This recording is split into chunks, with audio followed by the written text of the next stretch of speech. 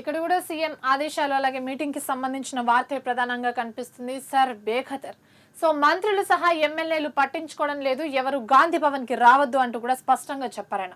ఇక క్షేత్ర స్థాయిలో కాంగ్రెస్ పార్టీ పనితీరుపై ముఖ్యమంత్రి వద్ద నివేదికలు.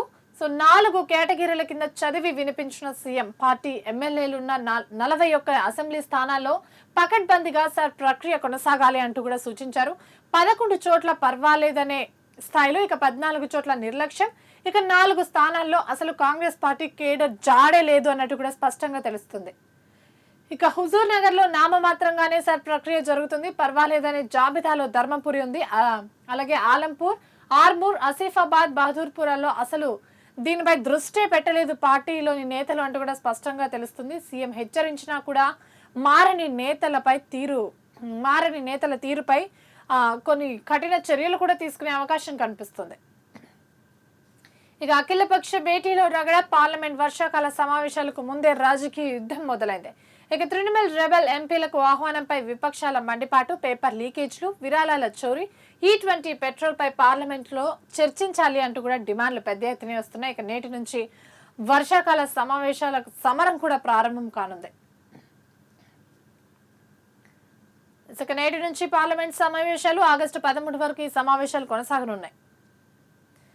ఇక ఆదుకొని అల్పపీడనం 3 రోజులు వర్షాలు ఉన్నాయంటూ IMD సూచనలు చేసింది, కానీ నిరాశ ఎదురైంది.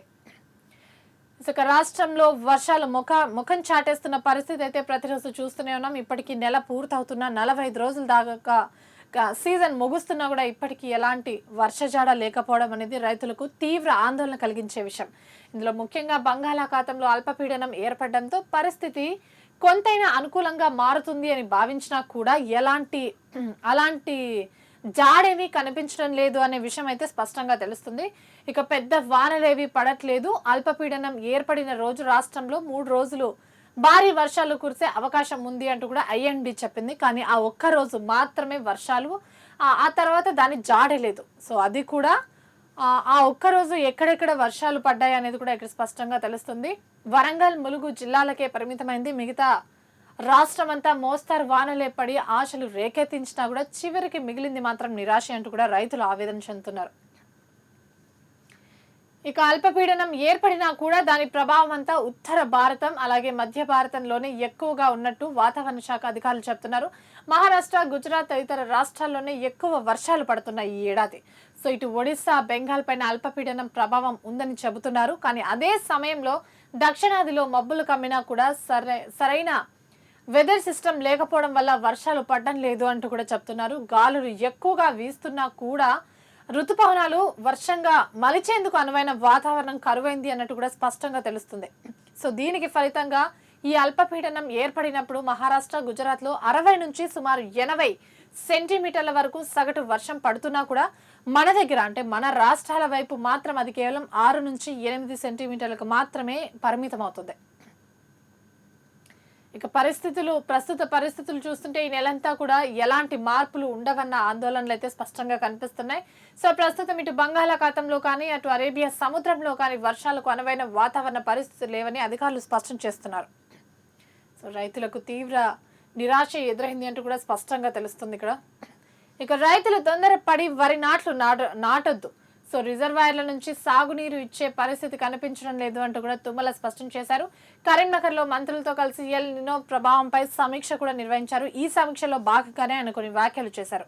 ఇక కలెక్టర్లు స్పష్టమైన యాక్షన్ ప్లాన్ తో పనిచేయాలి, ఇంకుడు గుంతల నిర్మాణాన్ని తప్పనిసరి చేయాలి, రైతులకు ప్రభుత్వం అండగా ఉంటుంది అంటూ కూడా మంత్రులు స్పష్టం చేశారు. ఇదే రైతాంగానికి సంబంధించి ఇక్కడ చూసుకుంటే ఆరుతడి పంటలు వేయాలి, ఎల్ నినో నేపథ్యంలో వరికి ప్రత్యామ్నాయం చూసుకోవాలి అంటూ కూడా రాష్ట్ర రైతాంగానికి మంత్రి వివేక్ వెంకటస్వామి చేసిన సూచనలు ఇవి. తక్కువ నీటితో పండే పంటలు సాగు చేయండి, రైతులకు అవగాహన కల్పించాలి అంటూ కూడా అధికారులకు, సో జిల్లాల వారీగా ఉన్న అధికారులు కూడా ఆయన ఆదేశాలు జారీ చేశారు. ఇక నీతి ఆయోగ్ ఇండెక్స్ లో Telangana front runner, investment friendliness లో 13వ ర్యాంక్, 100కు 47.3 స్కోర్తో తన సత్తా చాటింది. ఇక ఇన్ఫ్రాస్ట్రక్చర్ రిసోర్స్ లో టాప్, సైబర్ నేరాల నియంత్రణ, శాంతి భద్రతలపై మరింత దృష్టి పెట్టాలి అంటూ కూడా సూచనలు అందుతున్నాయి. లాజిస్టిక్స్ పై ఫోకస్ పెరగాలి అంటూ కూడా సలహా. ద్వితీయ శ్రేణి నగరాలకు పారిశ్రామిక విస్తీర్ణ ఆర్ఎన్టీలపై దృష్టి పెట్టాలి అంటూ కూడా నీతి ఆయోగ్ నివేదిక తెలిపింది. ఇక అయోధ్య విరాళాల చోరీపై మీ మౌనం సరికాదు. ఇక ప్రధాని మోదీకి ఖర్గే అలాగే రాహుల్ గాంధీ ఉమ్మడిగా లేఖ రాసినట్టు కూడా తెలుస్తుంది. సో ముఖ్యంగా ఈ లేఖలో చూసుకుంటే చోరీపై స్వతంత్ర దర్యాప్తు జరపాలి అంటూ కూడా కాంగ్రెస్ నేతలు డిమాండ్ చేస్తున్నారు. ఇక ప్రజలు అన్ని గమనిస్తున్నారు అంటూ కూడా కామెంట్ చేశారు. భక్తుల నమ్మకానికి ద్రోహం జరిగింది అంటూ కూడా ఆవేదన. ట్రస్ట్ ఖాతాలను బహిరంగ పరచాలి అంటూ కూడా డిమాండ్ చేశారు. ఇక పాలమూరు ప్రాజెక్టుకు పన్ను పోటు మొదలైంది. 4 ప్యాకేజీలకు కలిపి 2353 కోట్లు పెంపు జరిగింది. ఇక పాలమూరు రంగారెడ్డి ప్రాజెక్టుకు ఇప్పుడు పన్నులే భారంగా మారుతున్నట్టు కూడా తెలుస్తుంది.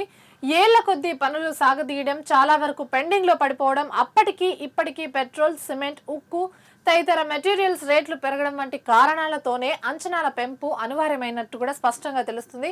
ఇక వాటితో పాటే పన్నుల భారం కూడా అధికమవుతుంది. పెరుగుతున్న అంచనాల్లో ఆ పన్నుల భారమే 25% దాకా ఉంటుంది అంటూ కూడా అధికారులు అంచనా వేశారు. ఇక తాజాగా జరిగిన కేబినెట్ భేటీలో ప్రాజెక్టులోని 4 ప్యాకేజ్ల రివైజ్డ్ అసైన్మెంట్ కు కూడా ప్రభుత్వం ఓకే చెప్పిన సంగతి కూడా తెలుస్తుంది. సో 7 అలాగే 11, 15, 17 ప్యాకేజీల పనులకు సంబంధించి అంచనాలు మొత్తంగా 2353 కోట్లు పెంచారు. సో అయితే అందులో 625 కోట్లు పన్నులే కావడం అంటే గమనార్హమే. ఆలోచించాల్సిన విషయం అనే చెప్పాలి. ఇక ఎస్టిమేట్స్ లో పెంచిన మొత్తంలో ఈ పన్నుల వాటానే 25%గా ఉంది. అత్యధికంగా 7వ ప్యాకేజీకి 908 కోట్లు. సో ఉన్న ప్యాకేజీలన్నిటికీ చూసుకుంటే ముఖ్యంగా 7వ ప్యాకేజీకి ఎక్కువ ఖర్చు అవుతున్నట్టు కూడా తెలుస్తుంది. ఇక అందులో 316 కోట్లు పన్నులే ఉన్నాయి. ఇక పెరిగిన అంచనాల్లో 35% అవుతుంది. ఆమోదం పొందిన 4 ప్యాకేజీల రివైజ్ అసైన్మెంట్ లో పన్నుల్లో ఈ ప్యాకేజీల్లో పెట్టిన పన్నులు మొత్తం ఎక్కువ కావడం కూడా ఆలోచించాల్సిన విషయమే అంటూ కూడా ప్రభుత్వానికి సూచనలు అందుతున్నాయి. ఇక వాంగ్చుక్ ను సర్కార్ దవాఖానాల్లోనే ఉంచాలి. ఆయనకు చికిత్సపై డాక్టర్ల బృందానిదే తుది నిర్ణయం. ఇక ఢిల్లీ హైకోర్టు ఉత్తర్వులు జారీ చేసింది. సో ప్రైవేట్ ఆసుపత్రికి తరలించాలన్న సోనం భార్య అప్పీల్ కొట్టివేస్తూ ఈ తీర్పునైతే ఇచ్చింది. ఇందాక చూసుకున్న ట్రైనీ ఐపీఎస్ పై లైంగిక వేధింపులు. రాజేంద్ర నగర్ లోని జాతీయ పోలీస్ అకాడమీలో ఈ ఘటన చోటు చేసుకుంది. ట్రైనీ ఐపీఎస్ ఉదయ్ కృష్ణారెడ్డిపై అత్తాపూర్ పోలీస్ స్టేషన్ లో బాధితురాలు ఫిర్యాదు కూడా నమోదు చేసింది. వాట్సాప్ లో అసభ్యకర మెసేజ్లు పెడుతున్నాడు అన్న వాగ్దానాన్ని కూడా పేర్కొంది. అక్కడ బలవంతంగా ఫోన్ లాక్కొని అన్లాక్ చేయించి గొంతుపై కత్తి పెట్టి మరీ బ్లాక్మెయిల్ చేస్తున్నాడు అంటూ కూడా స్పష్టం చేసింది. ఇక పశ్చిమాసియాలో దాడులు ఉధృతం. జోర్దాన్ బేస్ పై ఇరాన్ దాడి. 2 యుఎస్ సోలార్లు కూడా మృతి చెందినట్టు తెలుస్తుంది. ప్రతీకారంగా ఇరాన్ పై విరుచుకుపడ్డ అమెరికా. గల్ఫ్ దేశాల్లోని అమెరికా బేస్లపై క్షిపణులు, డ్రోన్లతో ఇరాన్ వరుస దాడులు కూడా చేస్తోంది.